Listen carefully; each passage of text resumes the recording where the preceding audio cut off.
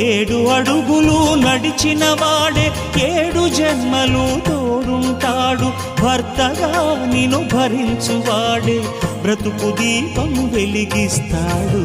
అతని హృదయం నాటి చెరామి అగ్నిహోత్రమే అందుకు హామీ.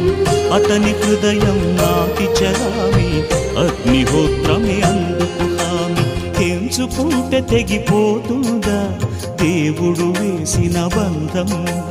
తెలుసుకో నీ జీవిత గమ్యం, పెంచుకోమానుబంధం.